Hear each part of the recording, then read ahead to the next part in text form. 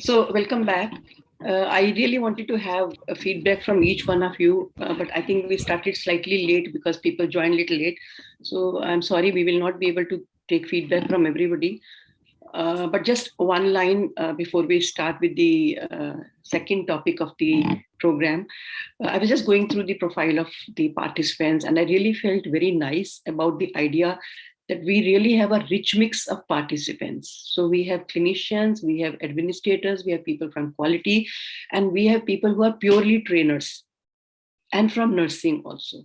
So we will get a wonderful opportunity to look at the same situation from different perspectives. So for example, people who are hardcore clinician, they would not be able to see, or administrators, they will not be able to see the challenges the trainer experiences when they have to do a program, a successful program where we expect them to really bring a sea change in their audience's behavior. So I mean that we'll be able to discuss right here. And then trainers who think that okay, clinicians or healthcare providers probably do not do their job well, when you will get to hear their side of story, you'll get to see how much of work they're doing, but what kind of challenges they are facing in their role. I mean, you will really get to see that, and especially when you will do some role plays, you will get to see how difficult it is to be in that chair and talk like a doctor and say, okay, your prognosis is poor, or something has gone wrong, or you I mean, the outcome is not as per the expectation. So we'll get to see all those things. So I really felt good that we have a very rich mix of the participants being here. So today's topic of discussion is communication competencies.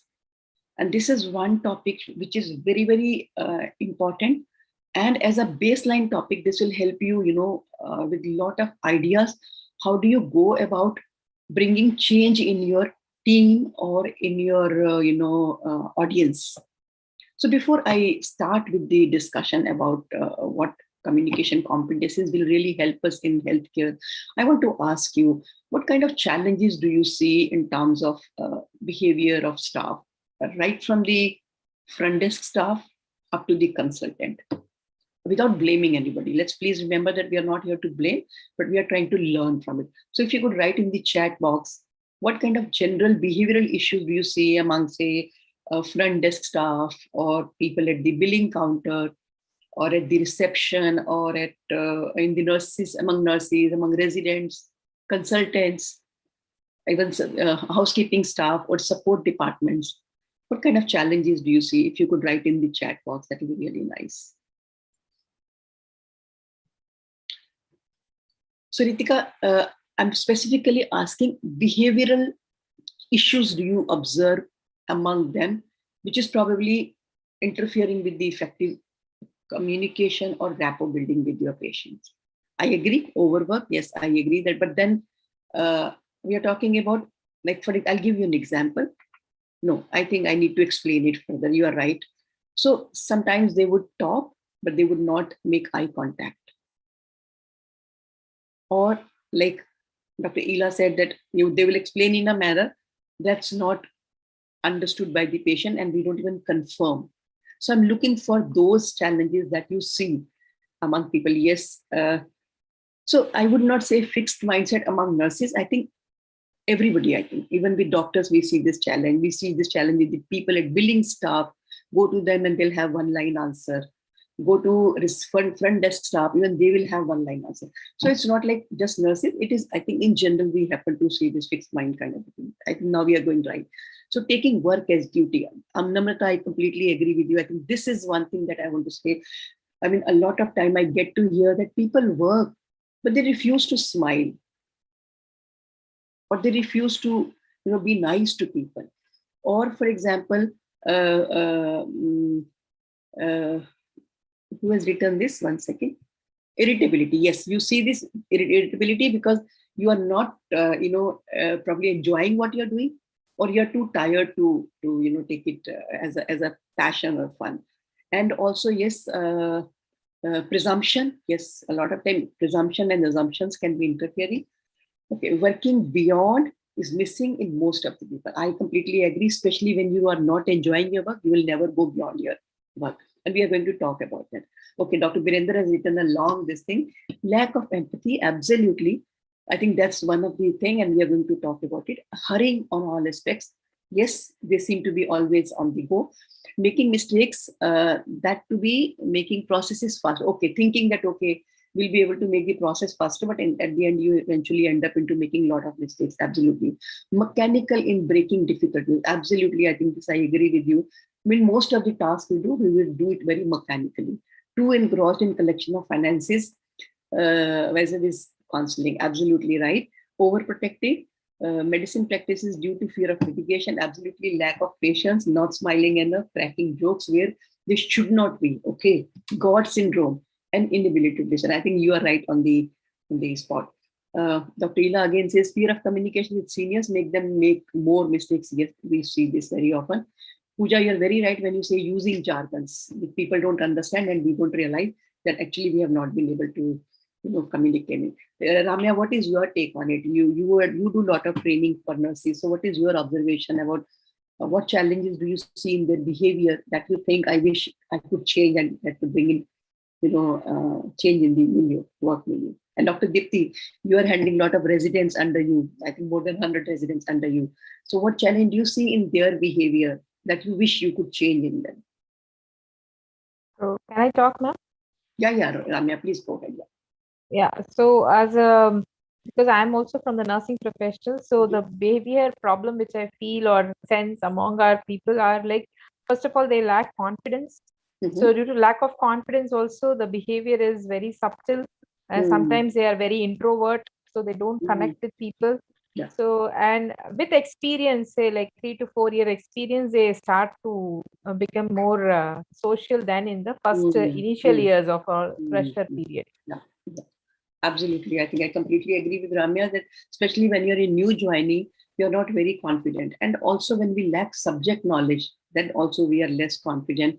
Plus the hierarchy. If I have to deal with colleague, probably it's easy. But if I have to deal with the doctor or a consultant, then probably I'll have more hesitation in speaking out. So Dr. Dipti, what do you say? What challenges do you see? I think I fully agree. It is a gross lack of knowledge, especially, we have a hierarchy which is spreading over 6 years of learning. A first year PG who has just cleared a theoretical MBBS comes to me. Yeah. Then she is with me for 3 years, but she starts working from first year. In first year, she has absolutely no knowledge content. Whereas from day one, she hits the ground running. Yeah. So what will she speak to the patient? She's like a mechanical, she's a confused oddball. Yeah. She's been kicked around by everybody and they don't have that maturity for a cohesive thinking either. Absolutely. It is literally like after being literally churned into that drive that they in second year they get a little oriented after getting. Absolutely. And I think as consultant, I feel for us also life is difficult. For past 25 years, every year I have a bunch of these monkeys coming literally who might turn into fine professionals. And to day in and day out, my life is filled with dealing with such inept people. Every day they will call me up at around, this is this, and 1 hour at 10 o'clock after this meeting, I'll be breaking my head with her as to what is to be done. Yeah. So, these are the challenges that we face. For how long do we sustain our interest in engaging them and in teaching them? At some point, when I see my seniors, some of them who have totally clammed, unit heads, they don't speak to them. Jo karna hai kar lo, junior faculty sambhalegi, and I can fully understand. After 20 years is enough to handling with these people. And they can't help it because they are raw. I just don't find a solution to this. They become a little better in second year, in third year. Then as SRs, if a first year SR is from our place, okay, she is tuned to the working of my place. Now, God forbid, this girl is coming from some southern state, east, west, north, wherever. So she's coming with a fixed mindset. Yeah, different learning and different style. Then again, I'm that same shot. So these challenges, I think in medicine, unless the knowledge is robust and you have a cohesive mind to apply, it is very difficult. Absolutely. It is very so communication. So what I understand, Dr. Dipti, just now what you narrated to us, I think immediate thought that I had is how true it is when a student has passed MBBS and she joins gynae as her post-graduation. So though we think, okay, she's first year PG, she should know the whole subject. I think even after being in the subject for good 5, 10, 15 years, still we do not know a lot about a subject enough. So first year PG being expected to know everything because she is in first year PG, but not having the subject knowledge, and then that means even it's a systemic failure, I would say. Systemic failure where the knowledge part is not covered in a manner, in a systematic manner. No, see, MBBS student is reading 20. Yeah, on this very table, my daughter is preparing for PG entrance, reading 20 subjects. Yeah. How much do I expect her to know of gynae? That's what I'm saying. Get a PG seat? Yeah. That's what I'm saying. That means we need to also see what, as you said, for 20 years they have done, and now they are tired of it, because they have really, anybody would get tired if every year you get the same bunch of doctors who lack basic understanding of this subject. So that means somewhere some process change has to be done where their theoretical knowledge is updated simultaneously in a systemic manner, rather than just leaving it for them to read and come.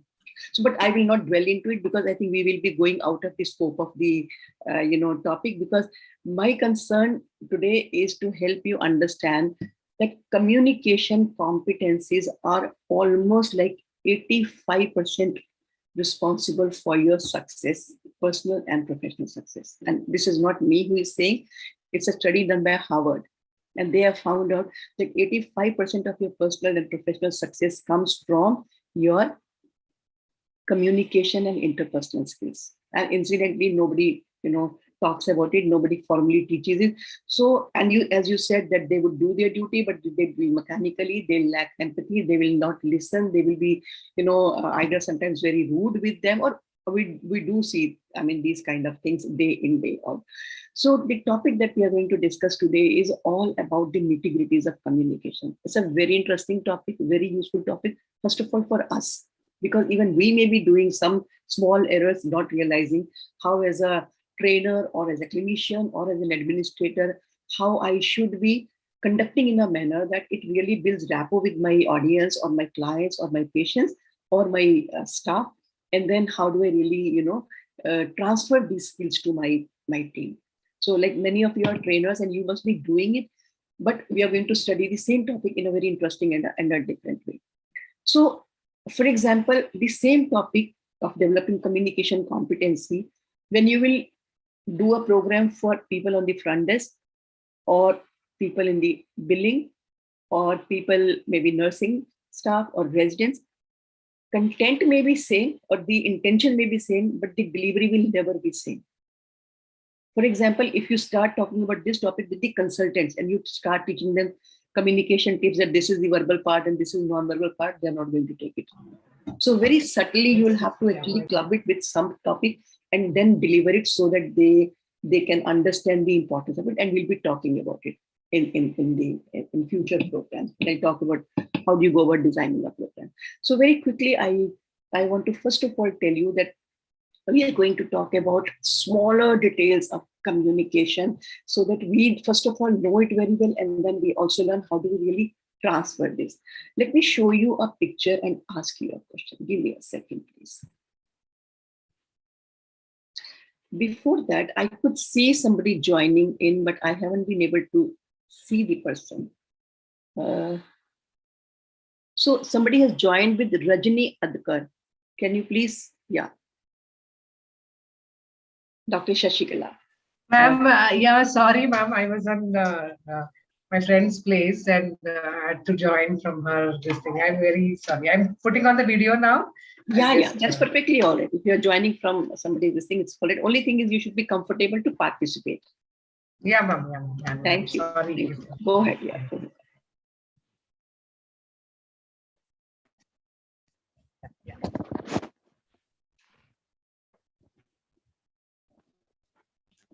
Okay, so we discussed just now that 85% of our success, comes from our communication skills, and we don't make much effort to acquire these skills. And I think I talked about it in the last session also. Now, what do you see in this picture? What is happening? Is he happy? The person feeling out with some frustration. Absolutely. So he seems to be very frustrated, very angry, literally shouting at somebody. How did you get to know about this? I think he is not listening also. By his facial expression, ma'am.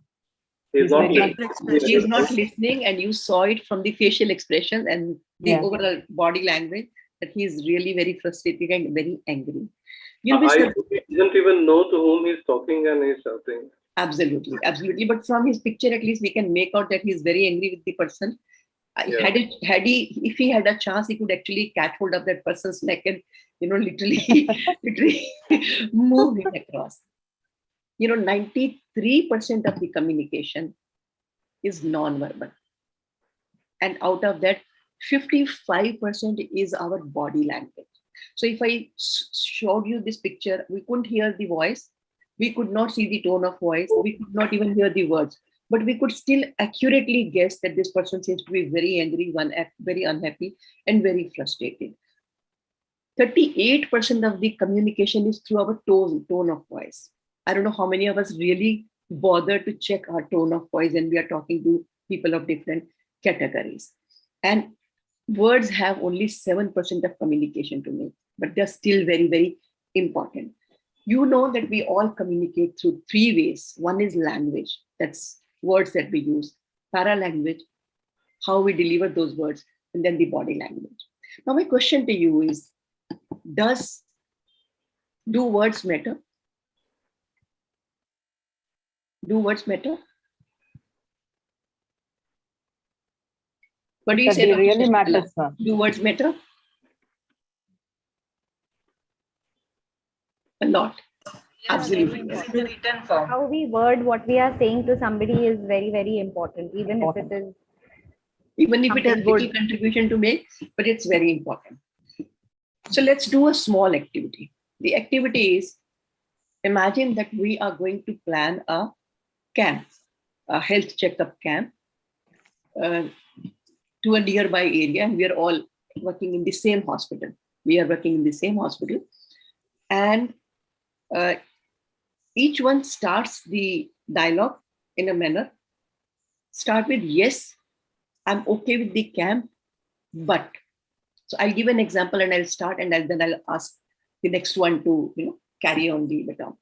So Dr. Ela, I'm telling you, yes, I'm okay with the idea of camp, but I'm not sure if we have enough resources. Dr. Ela. So whom are you addressing? What should I do now? So you have to continue the dialogue in the same manner by passing the baton to the next person. And then everybody will have to start their statement by saying, yes, I'm okay with the idea of camp, but. So when you say but, that means you have some reason to have a concern or not willing to come. I have a family obligation, I have somebody coming home, or my kids are at home, whatever. You can give any reason, but is usually when you don't want to do it. So I don't have to continue from where you, I should not use your sentence. I use my own reason. You are giving your own reason, yeah. So yeah, I am okay with the idea of the health checkup, but actually this Sunday I am going out of station. I am not available. Okay. So whom do you want to pass the baton? Okay. Dr. Deepti can continue. Well, I'm okay with the idea of the camp, but I'm not sure how much I'll be contributing. My father is hospitalized. That's really worrisome. So whom do you want to pass the baton? Ritika? I'm okay with the idea of the camp, but I already have XYZ other projects to do, and they have to be submitted at the same deadline of the camp. So too much. So you wouldn't be able to do. Okay. So whom do you want to pass the baton?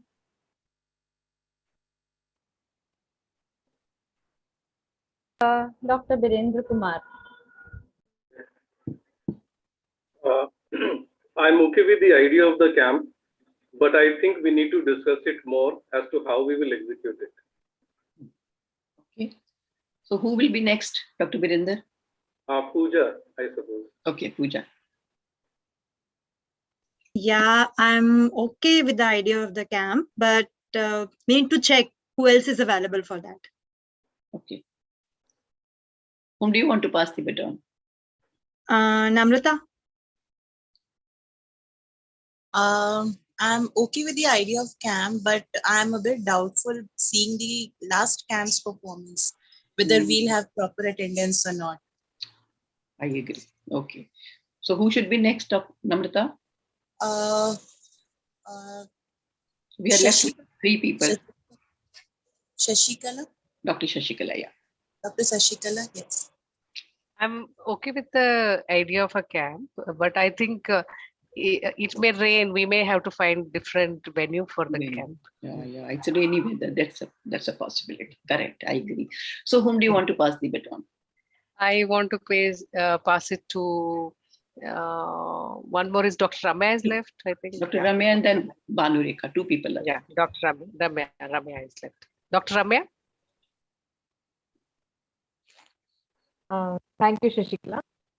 So I'm okay with the idea of camp, but I feel it is too urgent to conduct a camp at a very short notice. So it's too early. So we should have at least 15 days time for planning. Okay, I agree. So I pass it on to Ms. Banu Rekha. Banu Rekha, yeah. Yeah. Yes, I'm okay with the idea of this camp, but sorry to say, I won't be able to attend the camp as my kids are having their examination on that day. I completely agree. So do you think something like this will work?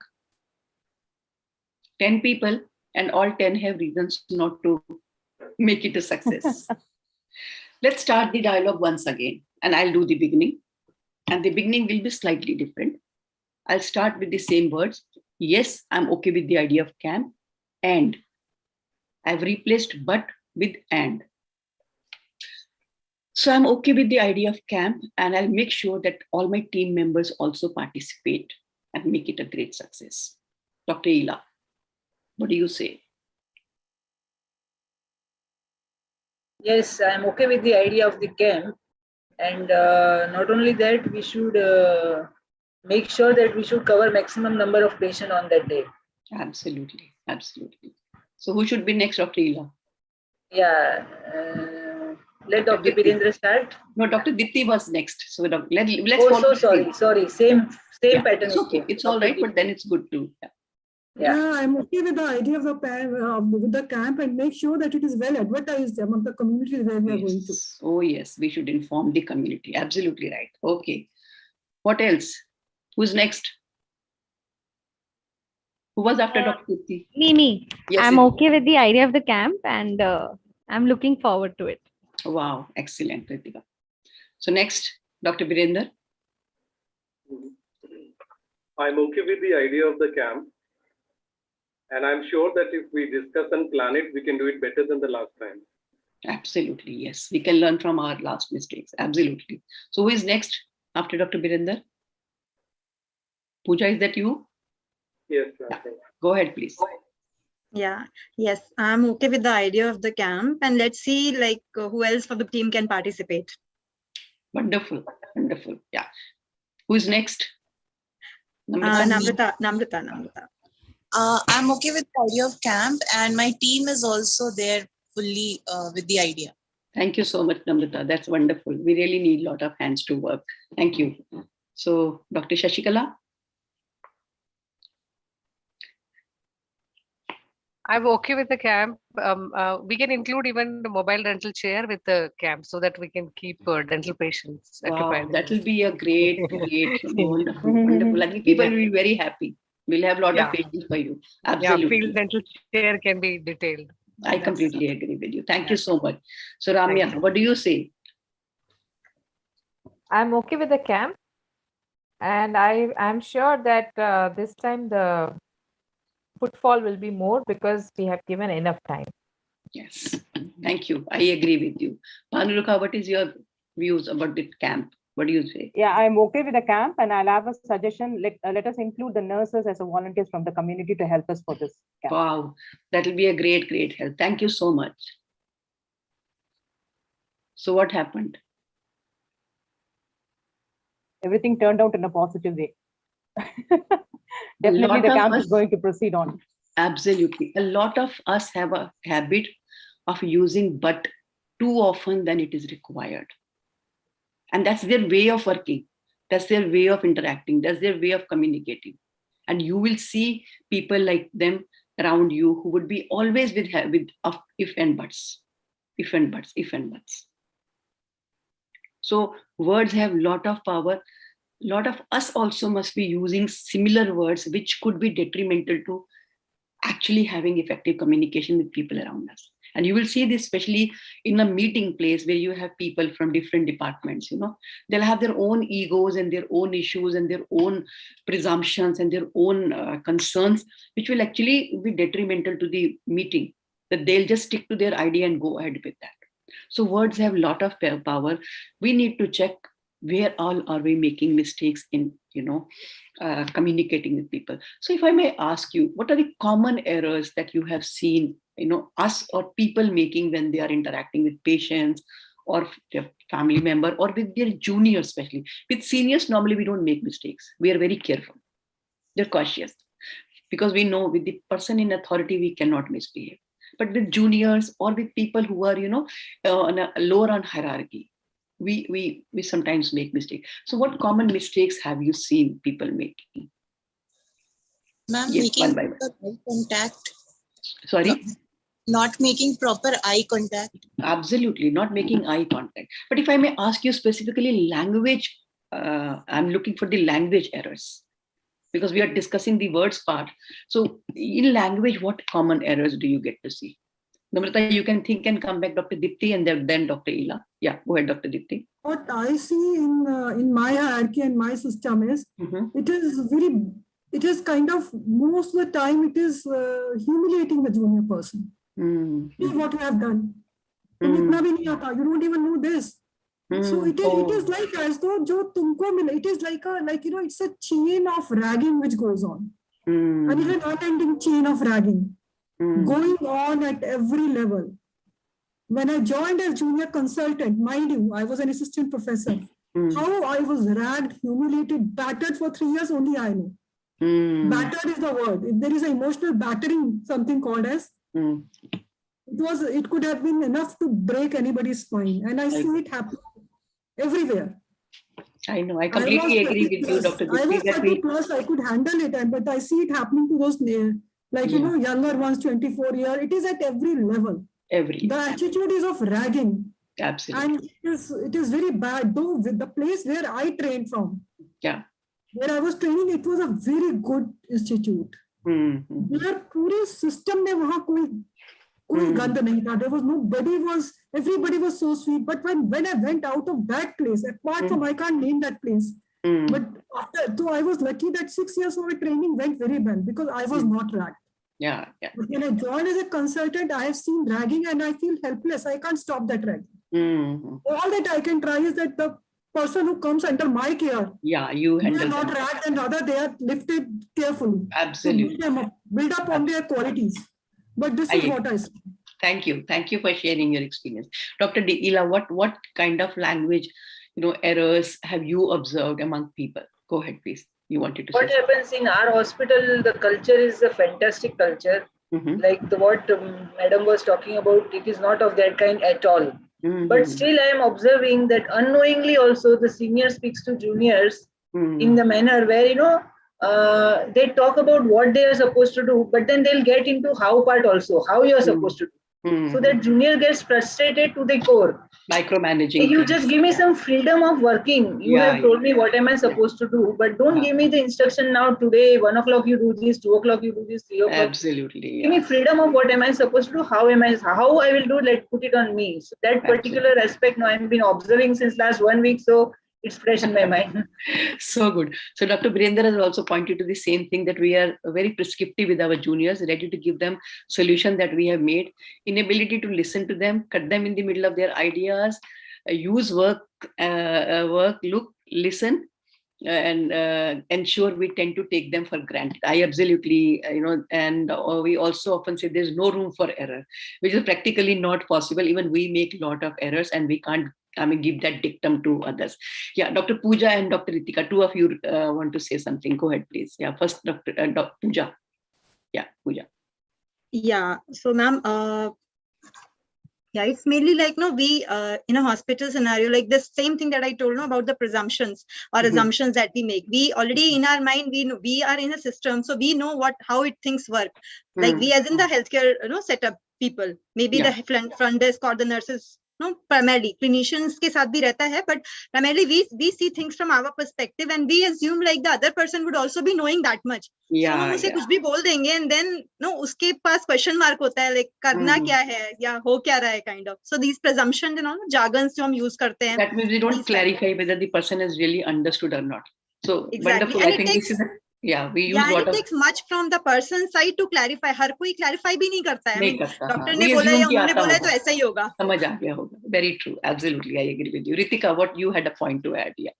Sometimes no, the tone in we saying the right things, the correct words, but the tone in which we say no makes people feel very hurt and bad. So absolutely, even though you're saying the exact right words, but then you add something like "Arey tujhe ye bhi nahi aata," so that tone, you know, can make it's very insulting, difference. very humiliating. Like Dr. Dipti has just now mentioned that, and we'll be talking about tone in a minute. So I was focusing on language, and what I want to say, a lot of time we are very rude, authoritative, and uncourteous with people, especially patients, their family members, and with our juniors, because we take them for granted and we don't care to use, you know, basic courtesies, even basic courtesies like thank you, sorry, I apologize.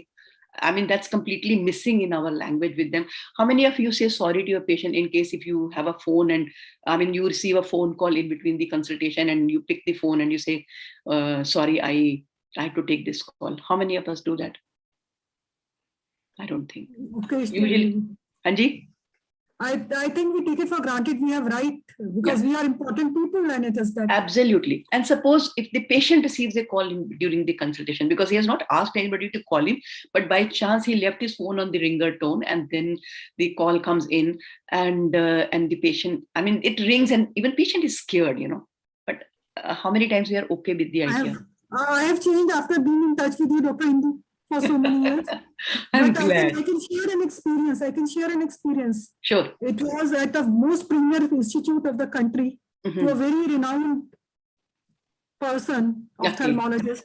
Okay. And I remember a senior consultant going to him and by chance her pager rang or her phone rang and that senior ophthalmologist scolded that elderly lady who was herself an equally senior consultant so badly that she came out in tears. My goodness. It is so bad. Dr. Indu, I will request you, please also guide us how to deal with people who speak like this. We'll be doing it. There's a complete session on assertion and we are going to talk about it in detail. Don't worry. Yes, the whole program has been designed to, first of all, equip you all with the right skills so that if you need to assert, you should be able to assert. We'll be talking about it at length. Rabia, you have a point to say. I think you rose your hand. Do you want to say something? Yes, for sure. But I already actually all the points have been discussed by our colleagues here. Yeah, so I would not like to continue. That's okay. Dr. Shashikala, anything from your side? You have anything on mind? Yeah, when we are communicating, especially to the junior staff, we always think that we are, they know our responsibilities and they take us for what we are. And that authority comes in our tone, in our language and this thing. Maybe rather than please do it, we may tell it, please get it. We may, usually I get more of a please word from beginning. So it's difficult for me, but especially in the army, I observed that using any language was okay for a junior staff, like, and they were very happy to work under a women leader, where we don't use as in our language it used to come like saab kar do. This was a language we used to use, whereas the same thing man orders, he was different. So in that somewhere, tum kar le, kyun nahi kiya. So my language was always soothing to the man. So I maybe that encouraged me to use right words. So I observe that, but many officers of our army I've seen using bad language like a cakewalk for them, and absolutely, and if you hear it, it is very difficult. So if I may ask all of you as juniors, how many times have you heard this word? Tu kar le, tu chali ja, tu aaja, tu kar le, tu aaja. Very common. Very common. In fact, and how did you feel? And how did you feel when you were? I can tell you just a couple of months back, a person who is retiring from my institute at the age of 65. Imagine. And we are sitting in a meeting and she wants my OT, and I said I can't give. तू मेरे को मना नहीं करेगी. I said, first of all, stop calling me tu. And this assertion I learned from you, Dr. Indu.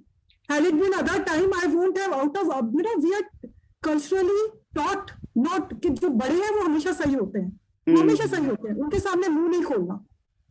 And हम जीते भी इस विचार के साथ हैं और दुखी होते होते we'll phase out in our life with this. Yeah, absolutely. So we don't have to. So where it is answering that, and where is it to check the other person who is treating us badly?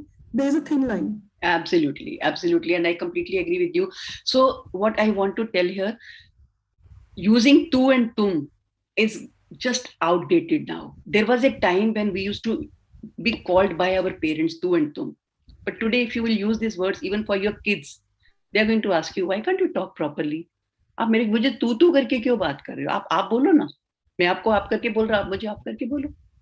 Same way when you are dealing with your staff, housekeeping staff at the front desk, staff at the back end. So sometimes they may be very, very young, but when you call them tu and tum, they feel very bad. They may not say you anything. Dr. Dipti got this courage at the age of 50. Imagine, 50, 55. But then all this while you suffered, all this while you were not happy with the idea of being addressed as tu and tum. Actually, nobody likes it. Yeah, but Dr. Virender has something to say, and then Dr. But I want to add one more thing, ma'am, here. Sure. They have learned a technique, like I may be wrong here, but little seniors, they have learned a technique calling beta, like beta kar le. So I think somewhere this is giving them liberty to call anything to you, especially if I'm a little short and maybe I'm 45 sometimes. So I have observed this. People take it like calling that beta and then again using the same language. You understand, like that's a so again, trick Dr. they use. Shashikala, if you enjoy good rapport with the person, you are okay with that idea. As long as overall conduct of that person is caring and respectful, you are okay with even being called tu. But overall, if the person is not respectful and is not courteous with you, then this really, really hurts. I think it's the whole context that makes it. Dr. Virender, yes, you have something to add, please. Yeah. I wanted to say one thing that, just like there are various ways to communicate, in various situations, sometimes you need to be firm. Sometimes you have to be authoritative as well. It could be juniors and it could be sometimes peers also. However, we mistake many times being authoritative with being rash and loud, or sometimes if we are angry and we speak in a harsh tone, then the things will happen. I think we can be authoritative by being firm and polite at the same time. So when we give an instruction, we can still be polite, and they should have a fallback. So the junior, the subordinate should understand that this is to be done, but we can always come back and question, or we can come back for help. The way so Dr. Virender, if I may interrupt you here, we'll be discussing at length about assertion. And there's a very thin line between assertion and aggression. Right. And that thin line, when you will understand, you will still be firm, but not rude. You will be firm, but not disrespectful. You will be firm, but you will be earning your clients or your juniors' cooperation, not aggression and anguish. Because when I use aggression and authority, the person might follow my instructions just out of respect for my position. But in the heart of his heart, the person will be literally cursing me. And given a chance, that person will sabotage my work or will undermine work. So I think that whole thought process of having that kind of leadership style where I use authority to get work done from my junior has to now go out of the window, because you are dealing with millennials, especially these people. When they'll grow up and they'll become, they'll be in authority position, the kind of students that they're coming to you or juniors that are coming to you, they are from the contemporary society. So they will not take nonsense. And let me give you an example. Just recently, somebody got promoted to a position and is wanting to leave that post and go back, not because he's not happy with the company. It's because of the behavior of the boss. And people say, people don't change companies, they change bosses. You're right. So now I think we need to see, am I a good boss? For example, even for this program, I'm a facilitator. If I say I'm a trainer or I'm a teacher, you're going to throw me out of the window. And see, all of you are giving ideas. I'm not doing anything. I'm just being catalytic. That's all. Rest work is being done by all of you. So the whole approach has to change. at a workplace with your juniors, at home with your children. If you want to really, have your children grown up like mature, independent human being, then you need to treat them like adults. Even with spouses, time has gone when you could be rude and authoritative with your spouses. Now you treat them with disrespect. They say, go to hell, I'm going out. So you can see the change across the society, but we'll talk at length about it. Dr. Monica, you are not visible. Can you have your camera on? Because it's always advisable to have the camera on. Although I could see your raised hand, and you could speak also. I think you have a point, and we'll quickly move on. Yeah. Ma'am, I'm still outside actually. So I just put a message in the group that I'm traveling right now. I'll just be reaching in 10 minutes, ma'am. Okay, that's okay. So anyhow, I had a point with this. I had a point to make because the same thing I had faced a lot many times because I started like when I was 25. So I became the hospital administrator of one of the hospitals in Chandigarh. So I would like to share my own experience. What happened with me. So there were managers and quality managers. There were hospital managers who were working under me, although they were like quite काफी gap था, like 5-10 years older थे, male थे. So I had to face this a lot कि ठीक है, female है and she's become the hospital administrator. That was because of my qualification and what all work I had done in last 2 years in the previous hospital. Yeah. So what I felt that they were not able to take this thing कि हाँ female है, how has come above us and she's guiding us to do things. Maybe she's more qualified. She's a doctor. She has a medical background. तो ma'am ये चीज मैंने खुद भी personally face करी है कि ये जो bias होता है मैम females के साथ ज्यादा होता है. When you are young, and female, there's a possibility that you can be treated with disrespect. I completely agree with you. Yeah. Anybody? I think Dr. Ila also wanted to say something. Anything, Dr. Ila, specific that you wish to contribute? Actually, I just wanted to say the same thing. That even though the words are not. I think you said that we will go to the tone. Even the words are not very pleasant, but sometimes people may have an impact on the other side. It's not always that tu ye karke leke aaja. But as you said, the time is changing because I can recollect my husband. He is like of that kind, but then people don't mind doing that work. When he says like, because somewhere behind those words, the caring can be seen, or maybe it is unseen, but yes, it is felt by the person in the front. So, but so that they will do the work happily. So it's not just about the words that will go. It's overall about context and your overall behavior with your team. How you say, yes. So when we are talking about words, I think let's also cover a bit about written communication because that also involves words. And you would see a lot of time errors happening because of the words that we write. So what can you really read in this? I think those who are doctors, they'll be quick to read because they are familiar with this style of writing. But those who are non-medicals, there's a possibility that they can make an error. And especially if it's a prescription, it can go wrong because it's the pharmacist and not the pharmacist. Somebody standing at the pharmacy who's not even a pharmacist can make an error. Or a nurse who is not able to read it clearly, or a new nurse who still is not very experienced in the field can make a mistake. So a lot of error you will get to see even in written communication. 45% of the errors are medication errors. And in those medication errors, a lot of errors are to do because of the illegible handwriting. So we need to understand that these are the common errors and people have illegible handwriting, poor writing skills, or when they use abbreviations that are not standardized, or you have done something but not documented, or documented but not done. Again, there's an error. Then document not signing, not dating, not writing your name. Or the language, if it's unfamiliar, then it's likely to create, confusion and lead to error.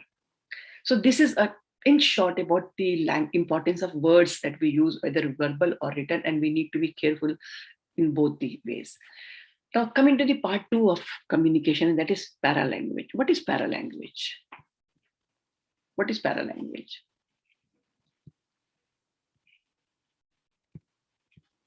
Anybody? No idea? That's okay. Absolutely. And maybe the tone of the voice and the way how we say it. Absolutely. Absolutely. Language is what you say. Paralanguage is how you say. And anything related to the delivery part is paralanguage. So your pitch, tone, volume, rate, quality of tone, everything is all about paralanguage. 10% of the conflicts are because of the wrong words. 90% of the conflicts are because of the wrong tone of voice. And let me tell you, Dr. Shashikala, facial expressions I'll be covering in body language. You're very right. That's also a very important part of, non-verbal communication, and that I'll cover in the body language. But in the paralanguage, specifically, I want to talk about tone. And let me show you one, slide and see how the whole meaning changes the moment you change the tone of the language. Give me a second to. Okay, this we have talked. Okay, read this. One line, read the word where I have, highlighted and underlined with little emphasis, and you see what is the meaning.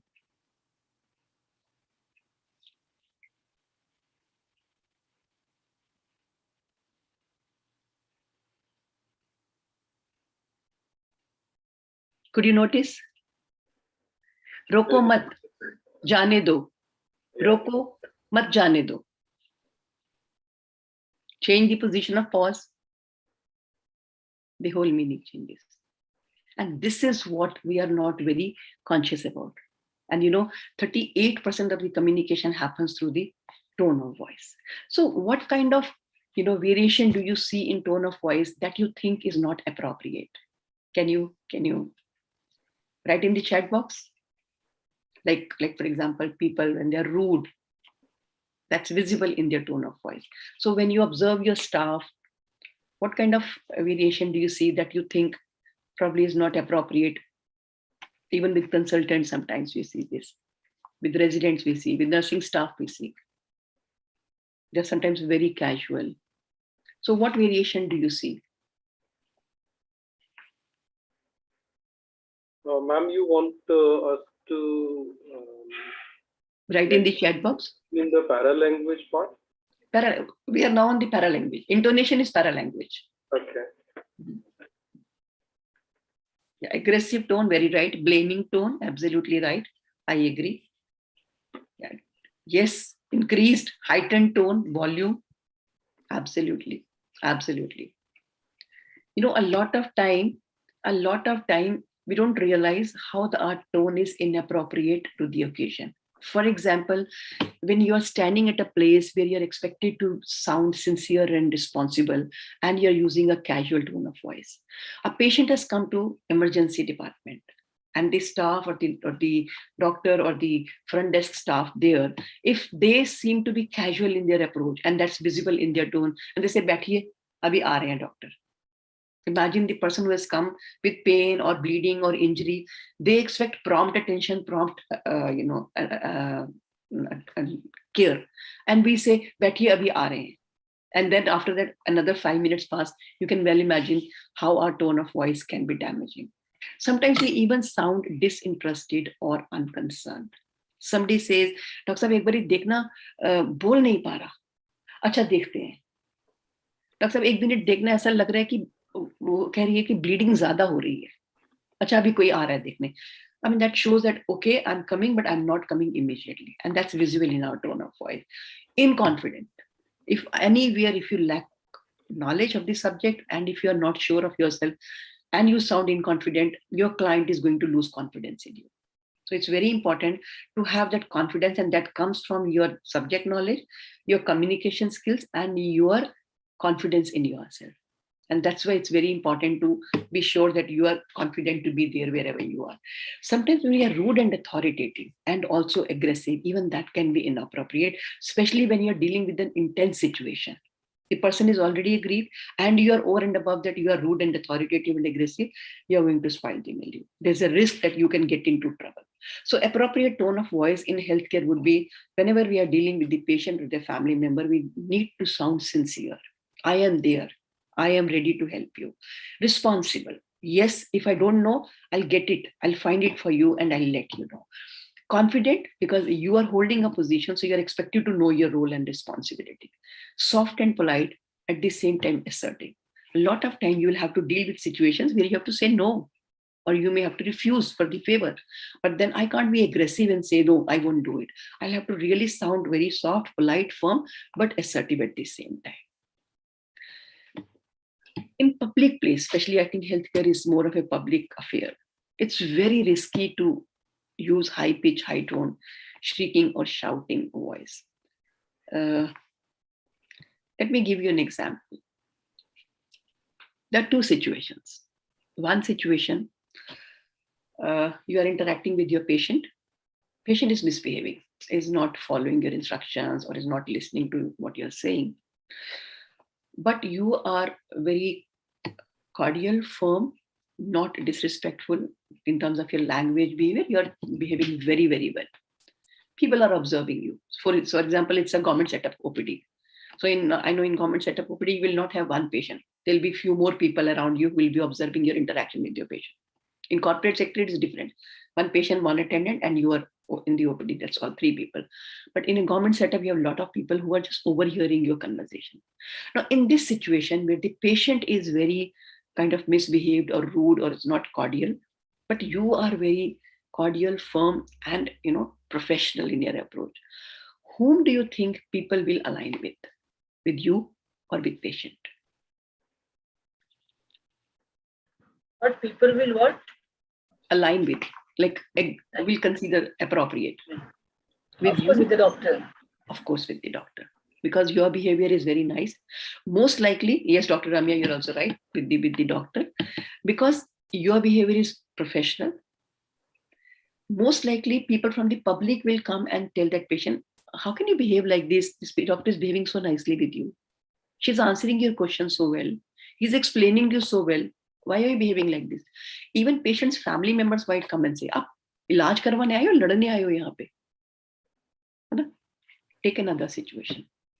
Patient is misbehaving and is rude, using all sorts of things, and you are also aggressive and you start shouting and fighting back. Now tell me, whom will these people who are overhearing your conversation will align with you or with the patient? Blame the doctor. The doctor has to understand. Dr. Ila, I repeat my question. Public will be on your side or on the side of the patient? Patient side. So they'll be on the patient side. Absolutely on the patient side. And that is how at times we face the wrath of mob. Please remember, mob psychology is very different from one-on-one conversation. In one-on-one conversation, you can talk, explain, you can settle things. In a mob situation, you will always observe there are few people who are there just to instigate things, to create ruckus at your place. They have come with an inflated ego. So I always say, like you have learned medical triaging, learn social triaging. And social triaging is intelligently being able to identify people who may not have any social importance, but they have a lot of nuisance value, and learn to deal with them. At a workplace, we got to remember shouting, shrieking with the patient, even if the patient is wrong, it's going to go against you. Because these people who have the power to instigate, others are just like sheep behind them. They will just follow the instruction. The moment this person will say, Todo, people will start breaking. The moment he or she will say, Maro, people will start hitting the staff and breaking things. And this I've seen in front of my eyes. I was standing in the balcony of my house and I saw a car coming from the wrong side. My house is right on the main road and I can see a lot of traffic moving around. So there was a car coming from the wrong side and there was a rickshaw with a lady and a child going in the right direction. So unfortunately, the car hit the rickshaw wala fell down, even the rickshaw got, turned down and the lady and the child fell on the road. Fortunately, there was no major injury, but there were people who came around and who helped this lady and the child to sit on the pavement, and they helped the rickshawala to, fix the rickshaw. And some people, started arguing with the car driver. Somebody from the crowd dialed the PCR number. Within few minutes, the PCR came in. And the PCR people, the police who had come on the, in the PCR, they immediately realized the person in the car was also a policeman, and he was drunk. So what they did, they realized that it can turn into a very serious situation. They quickly moved this police fellow who was in the car in their PCR, and they said, okay, we are taking him to police station. But people who were there, they had a feeling that because now they have come to know that this is a police fellow and they want to save him, they are taking him out of this place. Trust me, they must have moved not more than 50 meters. And one of them said he picked a stone and he threw on the car. The time that I have taken to narrate this incident, in that much time, the whole car was smashed to zero. That's mob psychology. When their emotional mind is triggered, it can do any kind of damage to you or to your place. So at a public place, it's not safe to, have a kind of voice where you are rude or you are shrieking and shouting and acting aggressive. And I do get to hear a lot of these reactions coming even from doctors. For example, I was taking a group session for a group of doctors working in dispensary. So I asked them, in case if the patient misbehaves, what do you do? He said, I would tear that patient's paper and I'll throw on him. I'll say, go to hell. I'm not sure if we do something like this, how safe it is. So we really need to be careful, because at times even small things like this can go against us. So in public dealing, we need to learn to be assertive, because yes, we cannot take nonsense, but we cannot be rude with people. So we need to be friendly, firm, confident, and non-aggressive, because the tone of voice will actually decide how the person is going to take your communication. So here assertion will play a very big role, and I'm going to talk about assertion in a detailed manner. We'll do role plays and we'll have discussion around it. But yes, this is one skill which we are not taught, but this is one skill I think we require for our personal as well as professional relationship. So I would insist on, learning this in a big way, so that you can deal with any kind of situation in a more effective manner. So we should be soft, but at the same time, we need to be audible. A lot of time we are very soft. The person is not able to understand. One could be that they will not ask you again. The person will go back confused without clarity. The second could be the person will ask you, Doctor Sahab, dobara bataiye, samajh nahi aaya. Now suppose if your patient says, Doctor Sahab, dobara bataiye, samajh nahi aaya, how will you like it? And how happy will you be to answer? Mostly not. There will be change in your tone of voice. You'll be a little irritated when we have to kind of repeat the same thing. And in case if the patient says for the third time, Doctor Sahab, abhi bhi samajh nahi aaya, can't kiss. They're going to say ki pehle apne kaan check karwaiye jaakar. So we need to be soft, but at the same time, I think we need to be audible. Another thing which is very important is to match the speed of your talking with the understanding speed of your audience. Suppose you're talking to a patient, and especially if you're explaining about the disease progression or any intervention or a procedure or prognosis.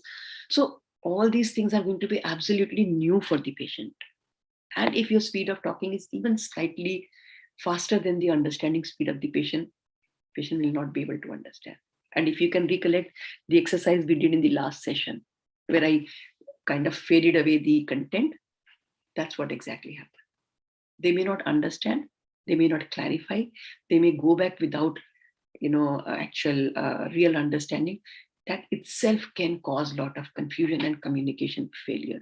So please match the speed of your talking with the understanding speed of your patient. I think I missed one slide. Okay, we have talked about, we don't have to use technical jargons. I think this is what I wanted to say. Let me show you once again so that I don't miss that point. Where has it gone? Oh God, where has it gone? Yeah. So a lot of time we use technical jargons. And I think we really need to make sure that we don't use technical jargons, because that itself can also create a lot of confusion. Now coming to the body language part. So what is your understanding of body language. What all comes in body language?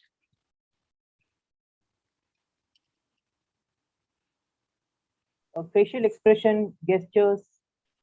Absolutely. Facial expression, gesture, eye contact. Somebody was mentioning about the eye contact. That plays a very big role. So we communicate 55% through our body language. And tell me honestly, how many of us really care to keep our body language appropriate to the audience? Actually, a lot of our inner self comes out through our facial expressions and body language.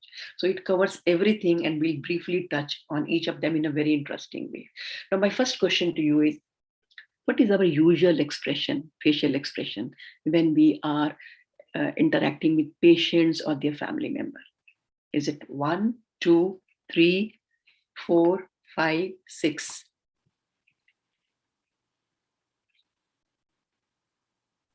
Or 7, 8, or 9, whatever. What do you say? The first one will be the apt one. I'm asking what the apt one, Rekha. Usual facial expression we see. Usual facial expression we see. Number 5 is the better one, ma'am. Actually, it is a poker face, they say. Oh yes, so true, so true. So this face is, I think, the most common. I think all of you are absolutely right. And any idea why do we keep this face? We want to appear, what you can say, strong, or say See, less expressive always makes you feel you are in authority, and Socrates or something like it has been convinced that we have to have a poker face. If What a big misnomer. will not ask us a lot of. So when I'm working with my patient, is it good to be accessible by the patient, or is it good to be in authority? Be accessible to the patient. I'll change the question. If you were a patient, what would you want your doctor to look like? Authoritative or friendly and available? Friendly and available. Absolutely. Absolutely. And if you have an authoritative face, for example, a person on the front desk staff, but the billing staff, or the resident or the nursing staff and the consultant, and if everybody has a poker-like face, what do you think? What impression is the patient going to take back with him or her? Is this place a friendly place? Smiling is good, but I think we have to avoid industry where you are expecting every time everybody has to smile. I agree with the receptionist having a friendly face or this thing. When a doctor is really considered very mastered in his expression, if he can keep a poker face, ma'am, because he's not very happy with nor this thing. That detachment of emotions, and if we can express the content very properly, and having poker face is not easy for anybody. Poker doesn't mean angry face. That is what I said. Number 5 looks very evident for a prominent surgeon. It is not that you have to convey everything in a friendly manner. You have to convey the manner with emotion. So Dr. Shashikala, I understand what you're trying to say, and I partially agree with you. But at the same time, I want to ask you the same question once again. If you were in the patient's chair, and even if it was a very serious matter, although I'm not saying smiling, one second. I'm not saying smiling when the issue is serious. I think nobody's, I mean, we are all very sensitive to that when we are talking something very serious, it's a poor prognosis or some complication, or it's an issue of life and death, nobody would smile and talk. I'm talking about general expression that we have on our face when we are dealing with people. If we have a poker-like face, the person feels unwanted, disrespected, and not welcomed. On the other side, we are saying you're welcome. Ultimately, all these services that we are organizing is for the patient. And we say, I'll give you everything, but not this smile. I ask you, if I am a patient, if I'm going to a hospital, what do I expect? Dr. Diti, I'll come to you one second. Thank you for raising it. I'll come back to you. What I'm trying to say, I'm not asking you to smile like foolishly, that, okay, I'm happy to have you. Very good that you enjoyed yourself. I'm happy to treat you. No. But generally having a friendly expression that shows that, okay, I'm with you. But we have this poker-like face for a reason. Stay away from me. And I agree. Stay away from me. Don't ask too many questions. I'm not here to answer your questions. That's the many reason why ways in medicine it is preferred, ma'am. It is medicine, it is because preferred. they have not understood the importance essays, of having a. They have not understood the importance most of of the having essays a. they've written in support of this literature, ma'am. Wow. Having detached to attachment as a poker face is different from showing aggression in your poker face. Like You it is can look not smile, across, it is Dr. detachment Shashikala. of emotion. Attachment has nothing It is to do with it. I will talk detachment of about that emotion. attachment. So I'm going to talk about that Yeah, also. and in poker face is very, very difficult to achieve in medicine. But If a that's a doctor can wrong way of achieve staying that detached. and That's a come, wrong way of staying no, detached. ma'am, and No, I will talk about it is being applauded as the biggest strength of a doctor if he can face that. And I have seen a lot of theories on that. I may disagree here, but it has been applauded as a big achievement if a doctor can achieve that face, communicate in a way where he is not showing excitement, he is not showing detachment, he can keep his face as a poker face and convey that. This art is very difficult to attain. I agree Dr. that. Shashikala, one Because in second, that hold we on. may sleep Dr. away. Shashikala, can you But hold on for a having, second? I think we are confusing. yes, One second. yes. We are confusing. So we are talking about the importance and appreciation of poker face, which I'm not disagreeing to it. In general, what I'm trying, please, I think you are talking about a situation where I have to talk something very serious. So I have to learn to be neutral and not show excitement and fear and other things on my face. I completely agree with you. I'm talking about smile on the face in general when a patient comes to us. For example, a patient comes for immunization or for a regular checkup. Even at that point of time, when it is nothing serious, and if I have a face which has no expression, it puts the patient off. That's what I'm trying to say. I think we are confusing two things, and I don't disagree with your point. Yeah, ma'am, that I agree. Having a family, that is a facial expression. That becomes a very primary communication. I'm I talking think, about as I a agree. doctor to But we are master talking this about quality would be the best.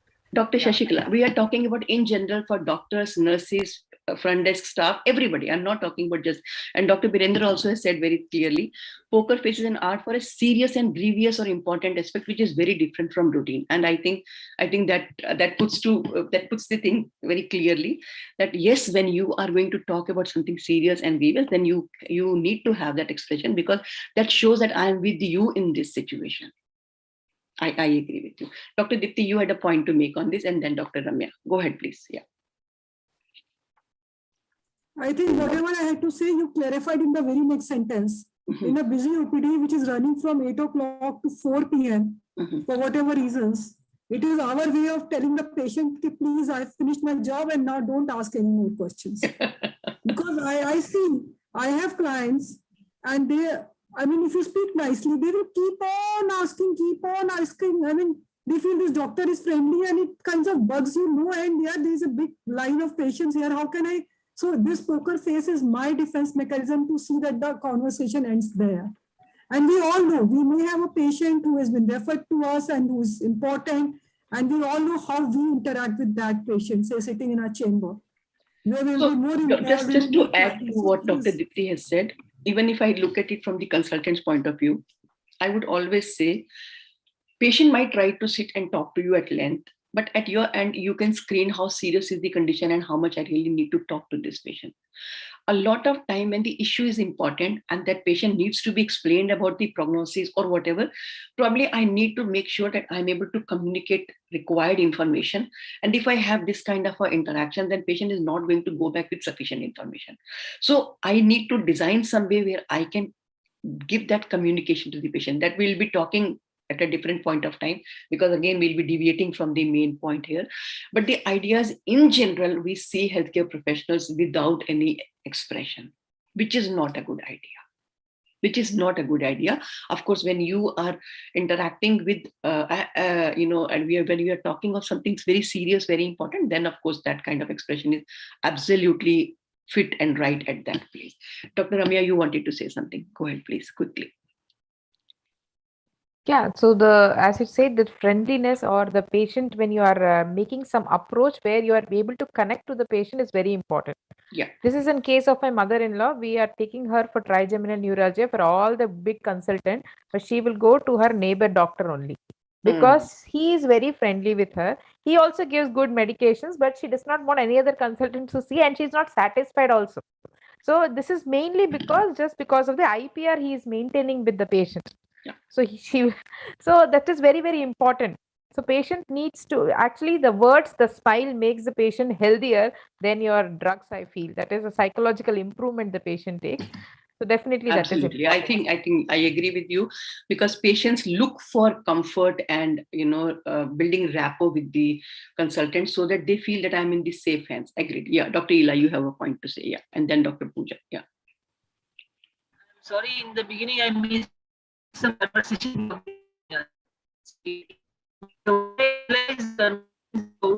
Dr. Ela, we are not able to hear you. Is there some network issue at your end? Yeah, you're not able to hear me? No. There's not clear? No. There's a lot of breaking of let it be. So maybe it's okay, then I'll speak next time. Yeah, you can. I'll write in the chat box. If you stop your video, maybe the audio quality will improve. Yeah. Yeah. Go ahead. Yeah. Okay. Can you hear me now? Yes, we can hear you. Okay. So I was just making a point that this kind of expression and friendly nature helps the doctor in a way. And sometimes in the future, if we are making mistake, from the doctor's side, the patient will never be, against the doctor. They will always see doctor has done the best thing, whatever possible. It was my bad luck that I could not, get the right thing done at the right time. This is what I have seen and experienced, and in my own hospital. Absolutely. So I completely, understand what you're trying to say. When you smile and when you make your patient comfortable and you connect with the patient, you are able to win your patient's trust. And also patient feels that, oh, you are a good person, because it is the heart that actually communicates that, oh, he's a good doctor. And even if something goes wrong in the treatment, they are likely to overlook it and consider, as more like their destiny. I think I understand what you're trying to say. Pooja, you had a point to say. Go ahead, please, quickly. Yeah, ma'am. Actually, that smile thing, what we see, it is more of as a positive environment, because the patient who is coming to you is already, suffering. He's like something in a very negative pace. It is comforting. It becomes comforting. It becomes welcomed, and it helps in building that rapport with the patient, so that he becomes, he can share whatever is there. But what Dr. Deepti was saying, yes, of course, it's a long, when it comes to that. In government setup, challenges are very different. They are probably, handling 200, 300 patients in a day. So it's a very different set of, style that they will have to adopt. But in general, what happens, Dr. Dipti, people who have learned to behave like this with their patient, when they come to the corporate sector, even if they are not overworked, their style of dealing with their patient remains same. That's the flip side of, using that kind of a facial expression. But in general, I think people look for expression where they feel comfortable and wanted and accepted, and then probably communication happens better. Also, let me tell you, though I will not covering in this, patients would share their information only if they feel comfortable with you. A lot of information is very sensitive, very personal to them. For example, abuse. For example, HIV. For example, domestic violence. This is something they will never come out, in open easily unless they feel connected with you. And therefore, creating that environment where you can make them comfortable and willing to talk is very important. And that's one of the, when we talk about conducting patient interview with the medical undergraduates, we talk about a lot about it. How do you build rapport? And we do a lot of exercises also around it. So Monica, you have a point, something different from what others have said?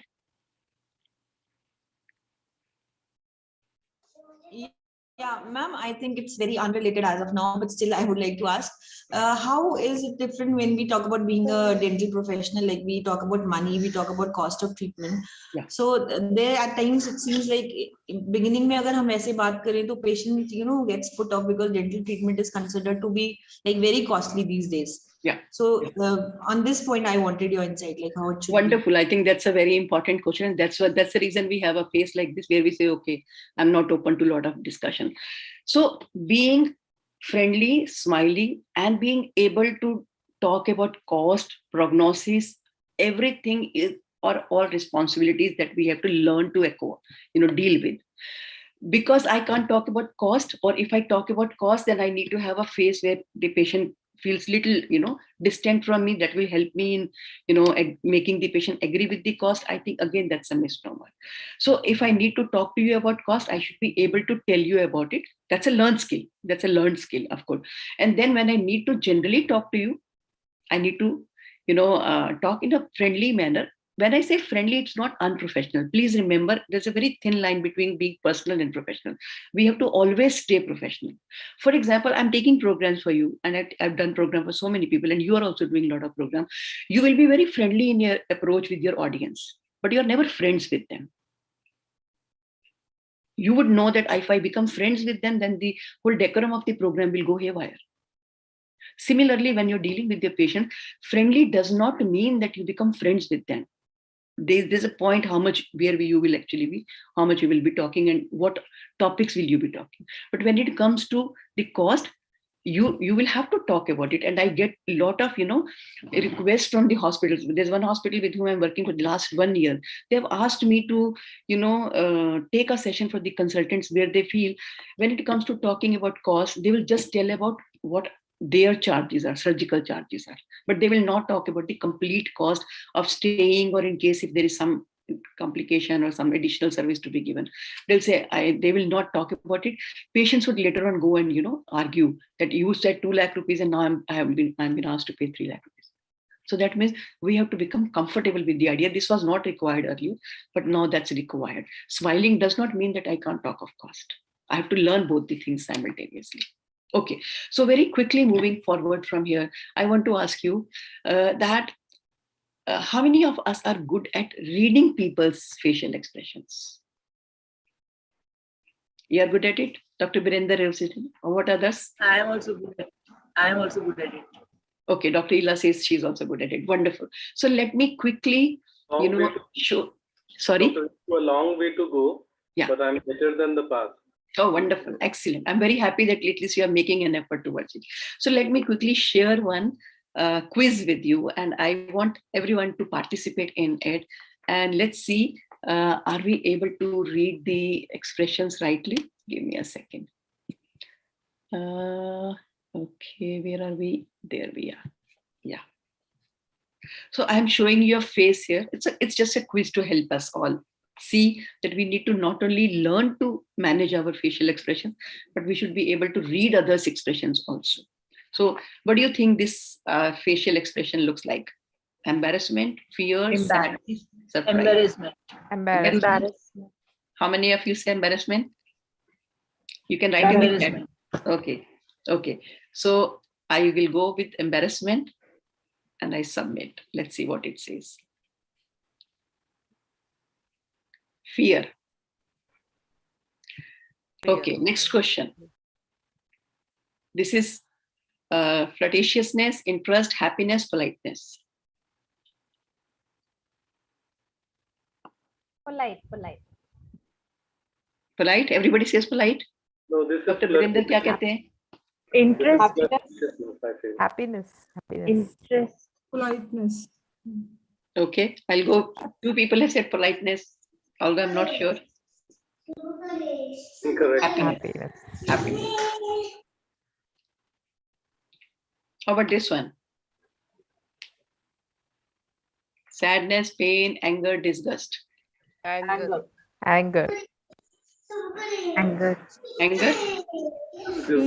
Pain. No, disgust. Pain. Anger. Okay. This is Amusement. okay. Embarrassment. Okay, pride, contempt, excitement, anger. Pride. This pride. Right?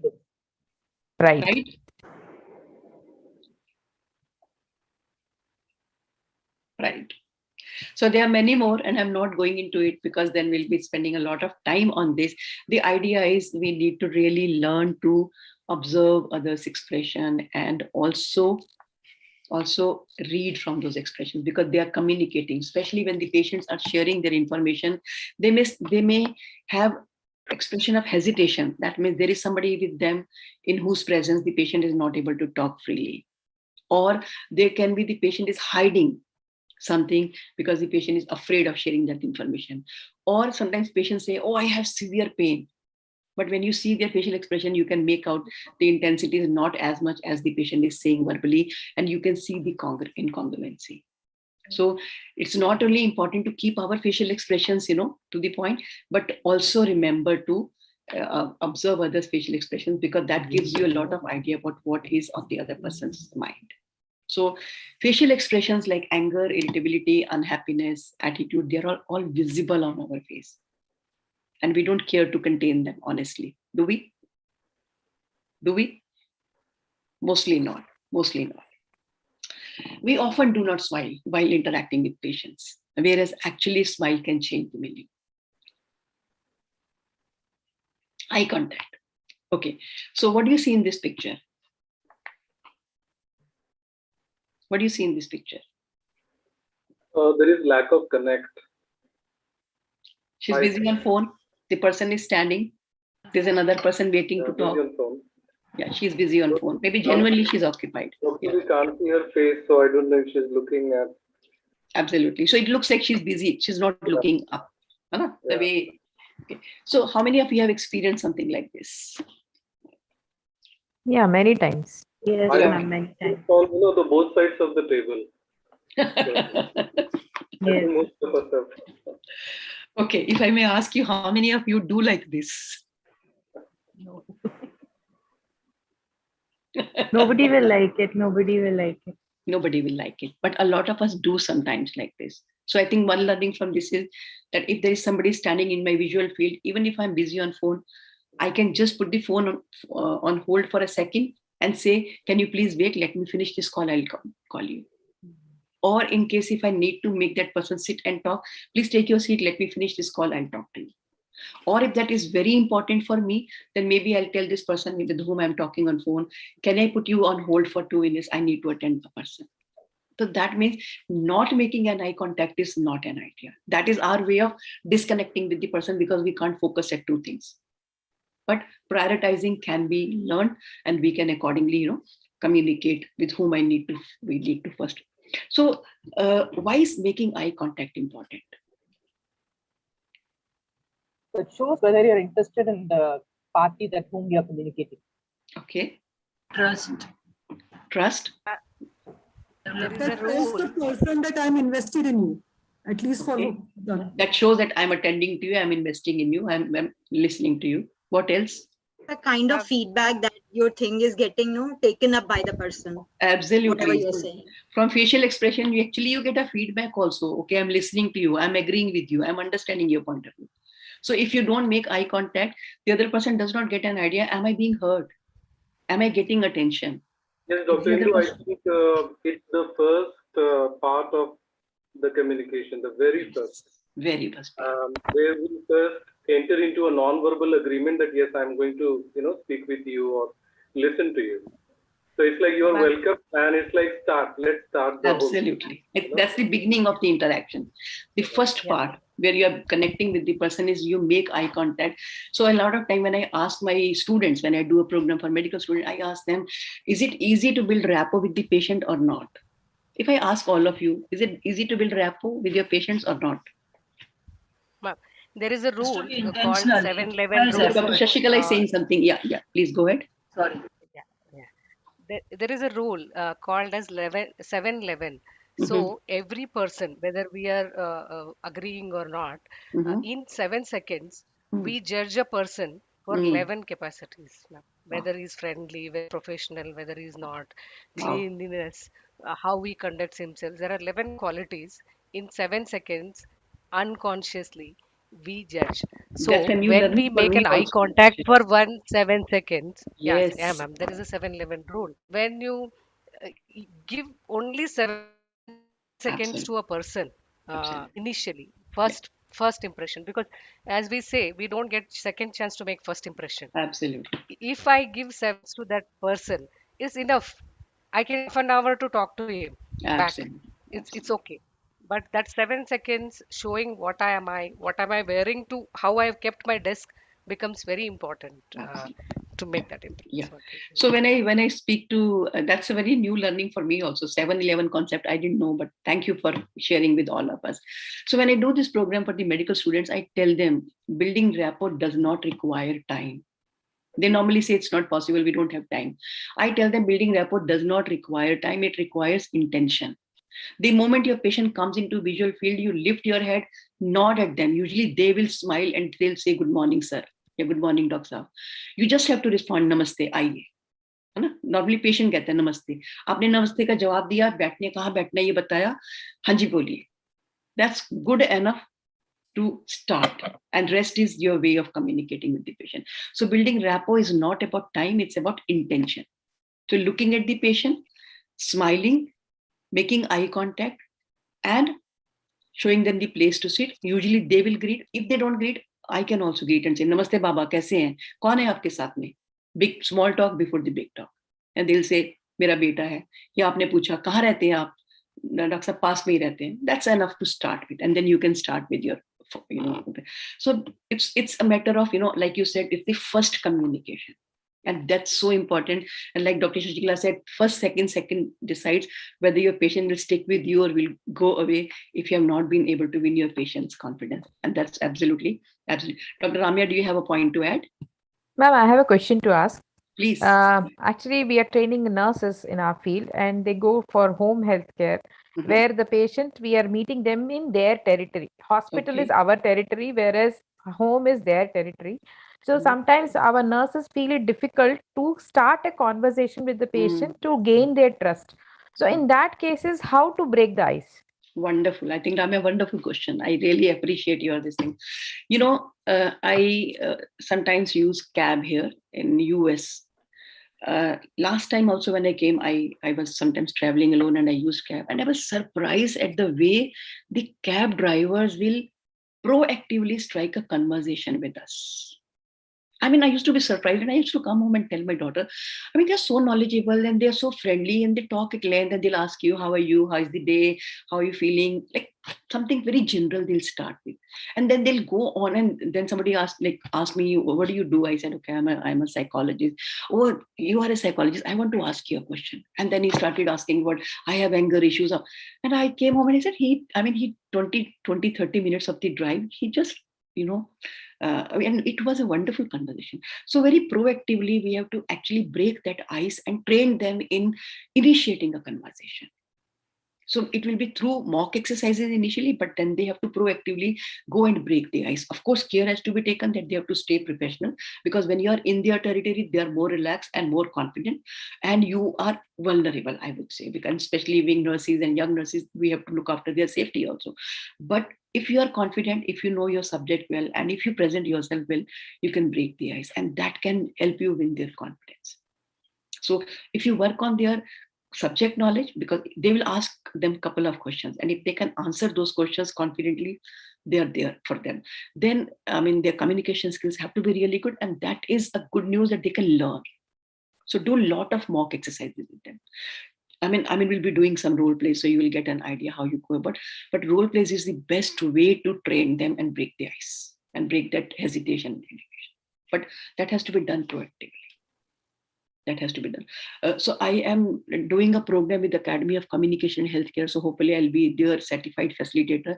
There they will have participants from across the world, and they'll make us do speed meeting. So in speed meeting, what do they say? Okay, I'm putting 2 of you in one of the breakout room, and you need to tell about if you were not in healthcare, what would you be doing? Something that's not related to healthcare. And then one person would talk for a minute, then the second person would talk for another minute, and then they'll discuss and they'll come back. So that way they will have multiple speed meetings that would break the ice. So it's only through practice that you will have to proactively focus and develop exercises where one person plays the role of a patient and the other person plays the role of a nurse, and have variety of patients: aggressive, quiet, dominating, rude, How do you handle those situations? They will learn that. But this has to be done through role plays. This has to be done. So, Monica, you want to say something? You are. I can see your hand. Ma'am, there's little network issue, so I put my video on okay. hold. Okay. So yesterday, ma'am, I was attending a session on stress management. Okay. So there was somebody from Art of Living who was taking the session. Okay. So they told us something that in general, what so they are doing sessions all over the world. In general, Indian community is considered to be a community of mistrust. मतलब ज्यादातर Indian लोग जो हैं वो trust नहीं करते हैं, बात भी करना पसंद नहीं करते हैं किसी अननोन पर्सन से। तो इस वजह से मतलब काफी सारी चीजें हैं, जैसे कम्युनिकेशन हमारा आज का मतलब ये this whole programme is about communication, not only about doctors, generally भी लोग मैम आपस में बात करना पसंद नहीं करते। So that leads to mistrust. Monica, I agree with you that way. And plus we don't like to interact with strangers. And if you are a professional, then we like to maintain a distance. We think by keeping quiet, we maintain a distance.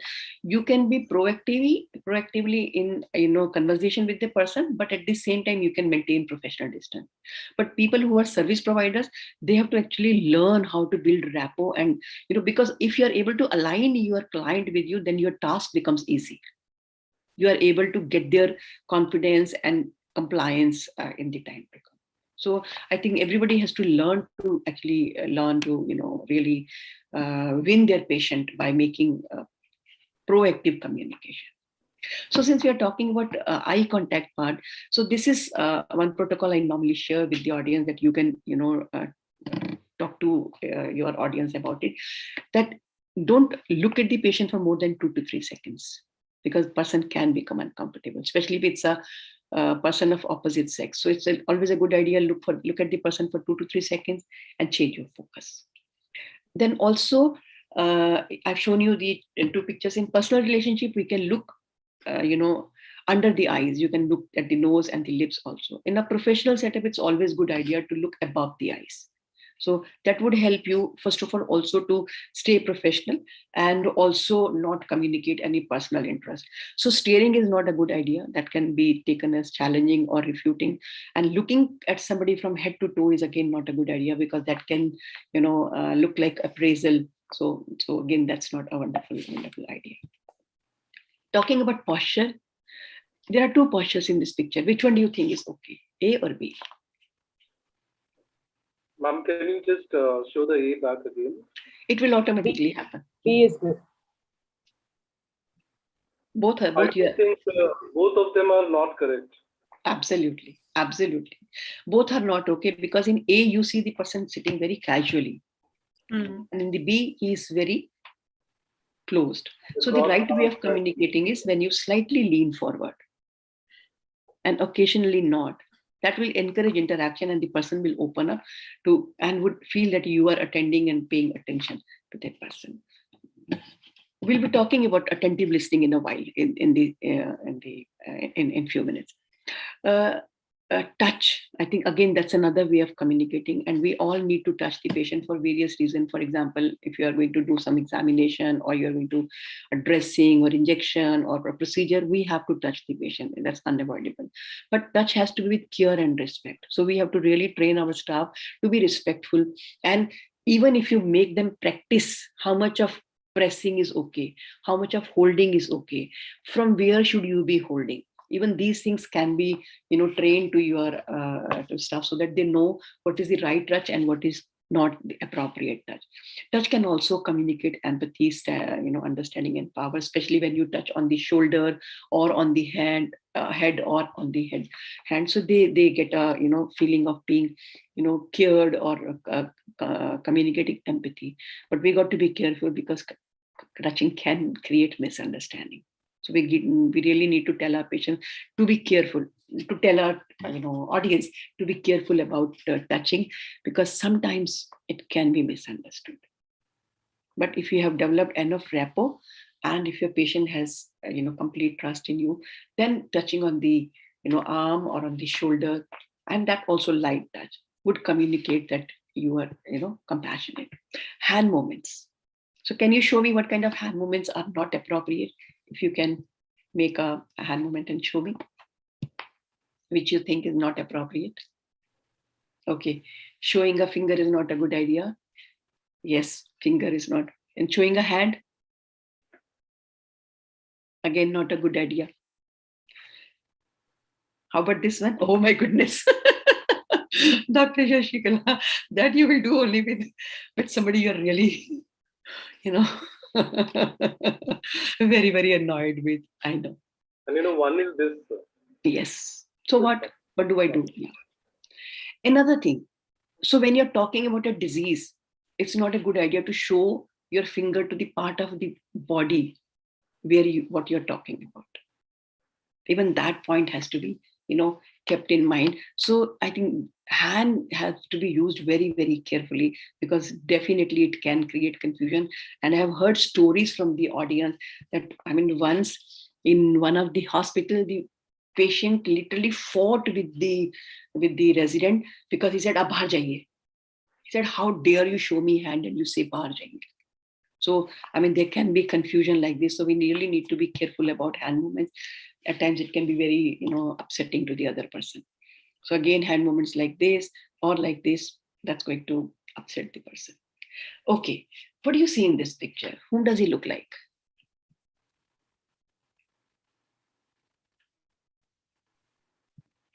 Lot of attitude. Rap songer, rap musician. Rapper. Rapper. So a lot of time in the training programs, you will be asked to talk about dressing, especially where there are young doctors and young nurses. I do get to hear from medical colleges that students don't dress up properly. They will wear jeans. Now, of course, the jeans bottom is not very broad. There was a time when the bottom was very broad, and it was a fashion to wear at least 3 to 4 inches longer jeans than your actual requirement. And the lower part of the jean will go under your sandals, and that was a fashion that was in. So you can well imagine, how would the seniors feel when your students dress up like this, or they will not shave, they will not have their hair tidy, they'll wear dirty clothes. Especially the apron, they will think, okay, this is hospital property, so let me wear in whatever condition it is. Dr. Dipti, if I may ask you, what kind of challenges do you see when you are handling your residents about their dressing? Because we have a lot of female residents. So what kind of experience do you see? I'm in your mute mode, Dr. Dipti. Please unmute. Yeah. Yeah, it's okay now. No, it's still on mute.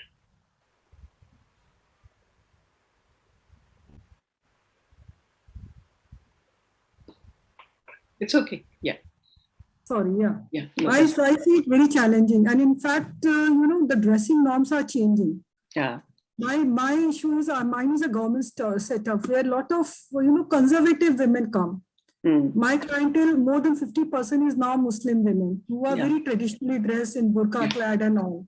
Yeah. And the social milieu is such that I feel they expect somebody to be dressed like this conservatively. Yeah. But when I see my medical fraternity, even the consultants are wearing trousers casually and simple t-shirts. Consultants I'm talking about. You are talking about residents. At times I wonder whether the consultants are doing the right thing.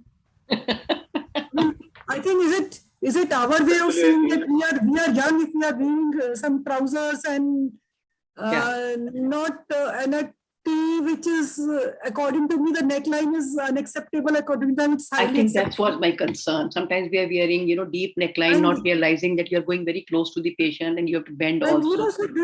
I always have issue with this. Yeah. But I have stopped voicing it lest they think me like a matronly figure who's after them with the stick. Dr. Dipti, I was taking a session for judicial officers who were just inducted in the subdivisional magistrate position. So before my session, a session was being held about dressing, and that was being done by one of their senior judges who was a retired lady. So these people who were young, group of judges, they were literally arguing and fighting with her. Why are we expected to wear, very formal and conservative clothes. Why can't we dress up in a manner that we like? I will tell So you. it's not just in medicine, it is, I think, across the society, you will see this. People don't like to wear conventional clothes, and that's a challenge we all are facing, definitely. And how I reflect upon it is, when we were students, our consultants were all wearing saris. I am not wearing a sari. So maybe by their standard, I am not appropriately dressed. Absolutely, I think that's to draw the line. I mean, who am I to comment upon? Though and it is like, it is something we see in our society. Even to my daughter, I will say, you are going there. So I don't feel it is appropriate, and she may not agree with me. Absolutely. But now I have learned to respect their decisions. So if I may ask all others if they have anything to add to what is their experience. Dr. Birinder, I think you want to say something. Please go ahead. So, across gender and professionals, doctors and all the other members in the hospital. In fact, last couple of months, I'm focusing only on dress code. I'm just sharing with you all. Okay. It is so important. While on one side we talk about PNL and we talk about patient satisfaction and quality, we are very much confused. The hair, below the neck, or say even the gentlemen that I have in my hospital, how they dress. So I think when we are in our space and when we are in a space where there is also a public or there is also someone, things do matter, and we have to be taken seriously. I think the entire dress code is about us being taken seriously. It has got nothing to do with my life or my philosophy or my independence. Adding to that, these ready-made dresses have spoiled everything. That is just, I'm sorry, not categorically against any industry, but it fits you. You're just wearing it. You don't have time, so you just, I don't know if the dress is wearing you or you are wearing the dress, but you are coming to the office.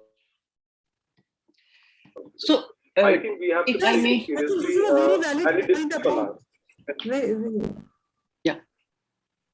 Sorry, come again. Yeah.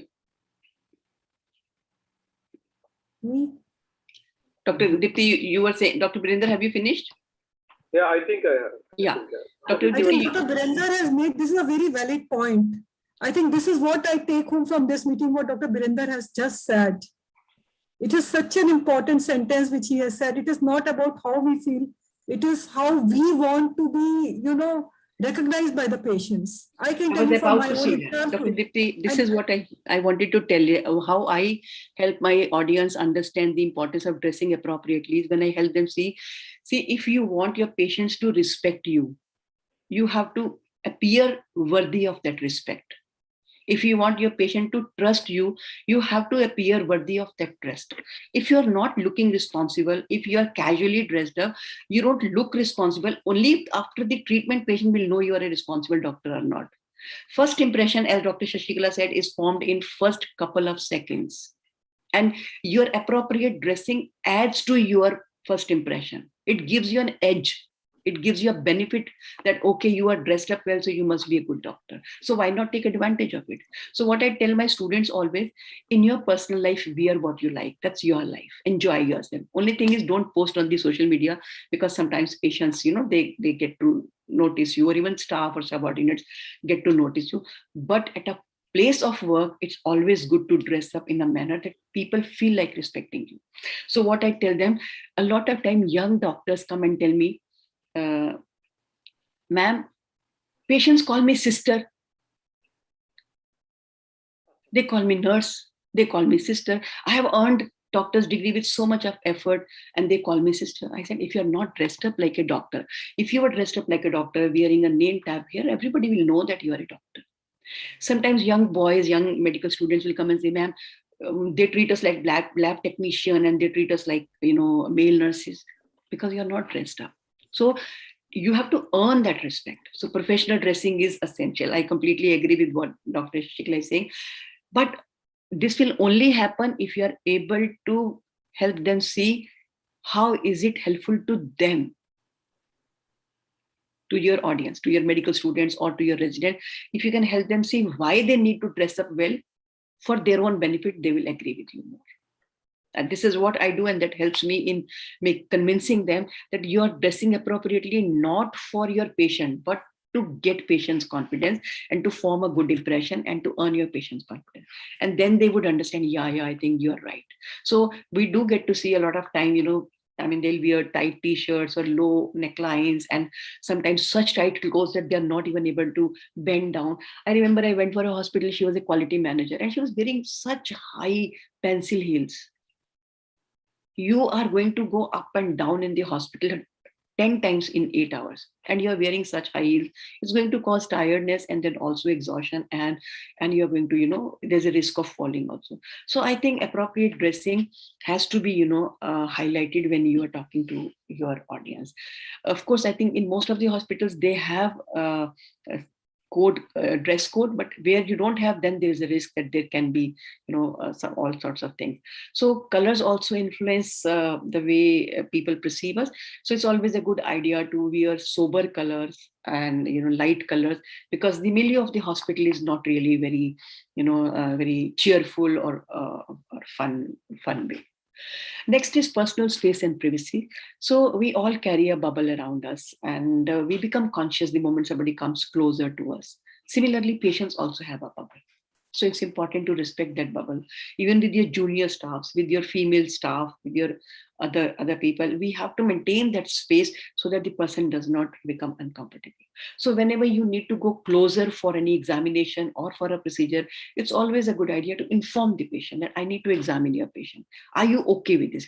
The moment you say, are you okay with this? The patient becomes comfortable that, okay, I have to be okay with it. We normally say physical examination is it's for granted, like it's already unsaid kind of a consent.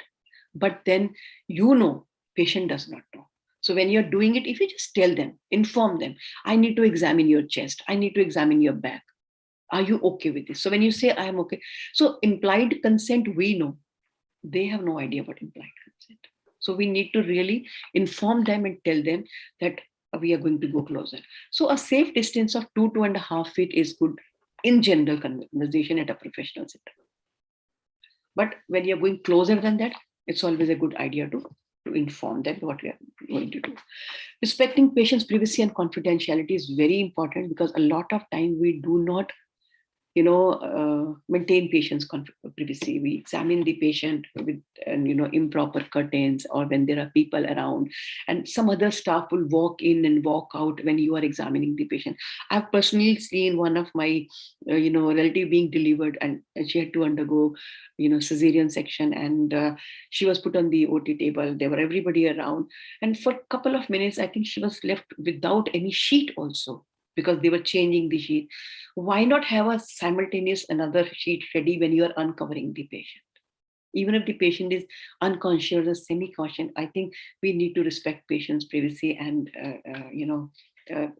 human body has to be respected, and that's our way of respecting. Then valuing their time. That's also a non-verbal communication. Do I value my patient's time? A lot of time we make them make them wait unnecessary. And then at the end of the waiting, we say, sorry, the machine is not working. Or when we are tired or we have some other work and we are not left with time to meet this person or work on this person, we say, okay, please come again. I think valuing their time is very important. Cutting down on their visit also is very important. Sometimes they unnecessarily visit the hospital for small things. So if you can really value this and cut down their waiting time and also visiting time, I think you will really be doing a good service to the patient. So the whole idea is through verbal and non-verbal communication and all our interaction, we need to display respect and care at every point of contact. It's not just the doctor, it's not just the nurses, right from the gatekeeper, right from the security person, right from the parking person till the consultant, and radiology, lab, pharmacy, anywhere and everywhere the patient goes, we need to make sure that the staff treats them with respect and care. I think this is something that even we look for. Sometimes these behaviors, these nonverbals really, break the communication. For example, somebody is talking and we start looking away, or we start staring at the person, or we look sarcastically. Sometimes we close our eyes. Tone of voice we change. It becomes unpleasant and harsh. Or we start doing something. When we cannot verbally stop the person, we start doing something indicating that I'm busy in doing something and I'm not interested in talking to you. I think one golden rule that I would recommend to all of you is, please don't give the behavior that you don't like to receive. If we can follow this, I think we can prevent a lot of unhappiness and patient's frustration. We can reduce that if we can remember, if I was a patient, what would I expect from the doctors or nurses or paramedical staff? So there's little more content left, but it's already 10 o'clock and I would not take you further. We'll cover this part with the third session. That's about actually attentive listening. How do you go about how attentive listening and feedback helps us, and also role of empathy and positive attitude. We'll be covering that in the next session on next Saturday. Any questions about what we have discussed till now?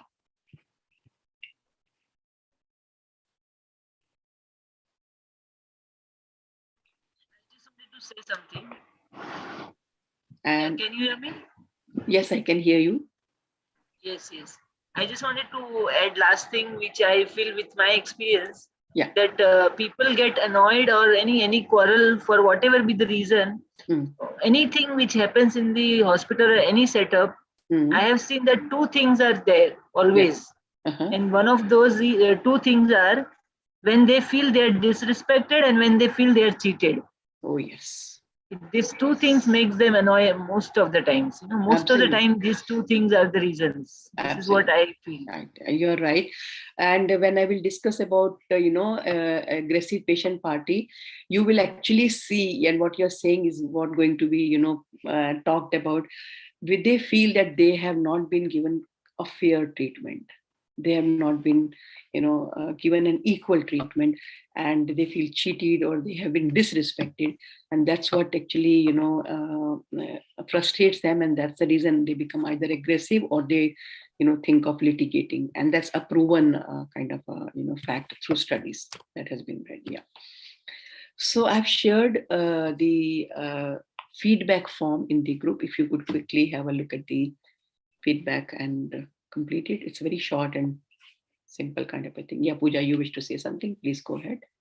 Yeah, ma'am, when we were discussing about the facial expressions, when we did that exercise, so there were some illustrations which was given over there, how to identify, because most of us ended up being wrong, like when we were judging that. So wo thoda sa we just want to have more insight on that, because as trainers, we can give these quick tips to the people, like the trainees, that how exactly where we are most likely to do mistakes. I'll share the link in the group. I'll share the group link in the group. All of you can use it. All of you can, and that's what I said in the beginning of the program. I'll be using different pedagogies. Keep adding those pedagogies to your kitting, and you must use it. That's the idea. Otherwise, I could have given you the content and you could have all read it. But then when you are delivering, you will be able to see how I am delivering, and you can take it to your, place on this. Thank you. I'll share that. Yes, Dr. Virender, please go ahead. Yeah. Ma'am, I want to add that, in hospitals, the professionals come from all backgrounds. And technically, it's a group of very highly qualified people. Yes. I mean, hospitals are like centers.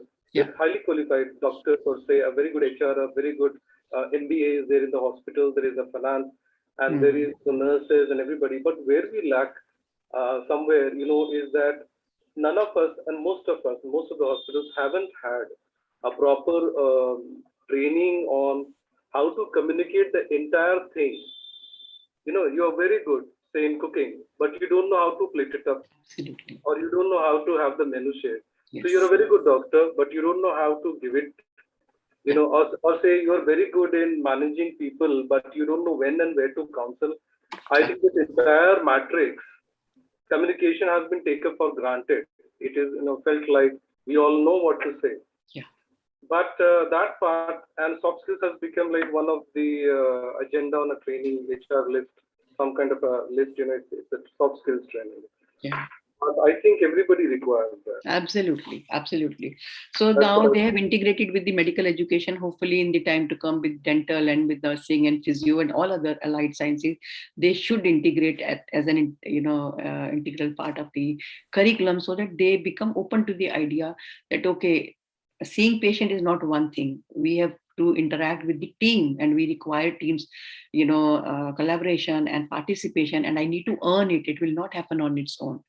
I need to earn that, my team's confidence and my team's participation.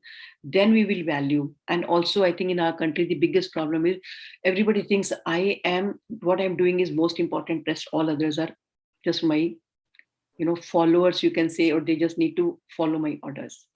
We don't respect I'd like to add, that this quality, or say this content, beginning from the schools to colleges, to universities, till we come and then get inducted into a system. See, the discrimination starts right in the beginning when we say, oh, you have science, okay, you have arts, oh, arts means you must be a useless person. So see the mindset, right? In the beginning it starts. Oh, you are studying in a government school, oh, you must be really either poor or not valuing education. Or you are in a public school. Which school? Okay, that's very good school. And I have taught both my kids in one of the best schools of Delhi. Ask me, it's the parents who need to do all the efforts. Otherwise, you cannot. So, Dr. Dipti, you want the form to be put in the WhatsApp group? Okay, can somebody do it, please?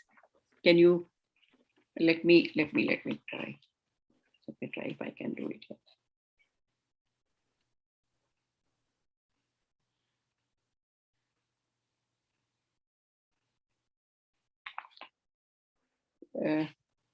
Could anybody do it, or you want me to do? Ma'am, I'll do it. I'm doing it. Okay. Even I'm trying, because iPhone has this facility that you can copy from the MacBook and directly take to your phone. So that was a new learning for me also. Yeah, that was a new learning for me also. So I think how many of you have done? If you could just write done in the chat box. You have done, Pooja? Okay.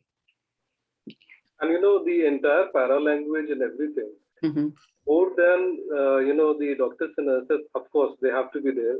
The higher management itself also needs to learn. Last couple it's for everybody. It's for everybody. Last couple of months, I've been trying to work on, I've been trying to work on how you can be firm, but you can still be polite. And I'm trying to work on, you don't need to be rash to show that a deadline is really very important. So everybody needs this training, because this is not taught. Actually, this should be part of the school education. It's not taught at the school education level. They're all life skills. These are all life skills, and they're not taught in school. And again, when it is not taught in college and not taught at a workplace, then how will you learn it? It never lands in, actual life when you're working. Yeah, exactly.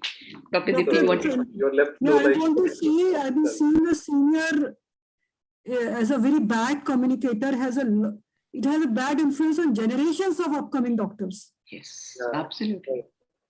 Absolutely. I mean, it's so important. I mean, taking a class or telling them how to communicate is of no use. Yeah.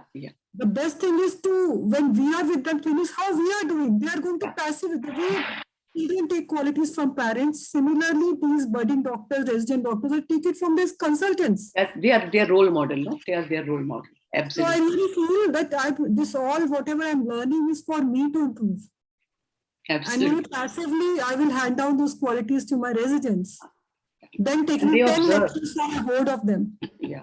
Children observe, your juniors observe, and they might those things as right and correct, and they follow it. And as you were narrating, I still remember two of the best of my consultants, I mean seniors, and unequally they were not from guidance side. So they were one was a surgeon and one was an orthopedic person.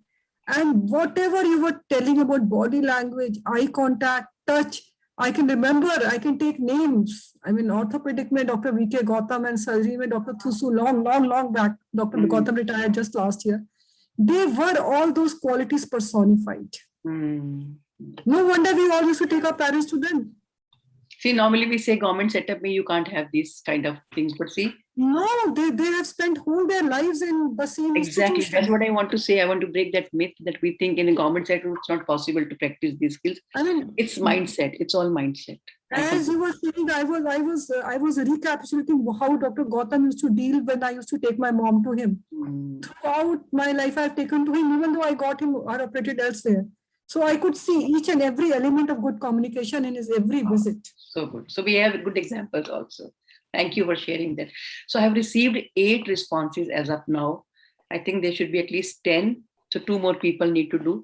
So you can quickly do and complete it. And we meet next Saturday. We'll complete this, and then see next 2 topics. For some of you, it might appear that, I mean, why am I doing this? But then this program is a master trainer program. So I want to send you with skills to organize and design your programs independently. So even if you're not a trainer, but this will help you in improving your own training, style. Even in your teaching, for example, even if you're teaching your subject to your undergraduates or graduates, you will really see a change in your way of teaching, and you will be able to integrate these pedagogies. So next 2 sessions will be, and then we'll be talking about the clinical communication topics, where we'll talk about handling aggressive patient party, or how do you resolve complaints, and breaking bad news, disclosure of medical error. All that will be done later. I just got an idea, Dr. Indu, while listening to it. The next time when I have a didactic lecture, maybe I can have a small clip or a video of how to communicate about a diagnosis of, say, placenta previa to a patient.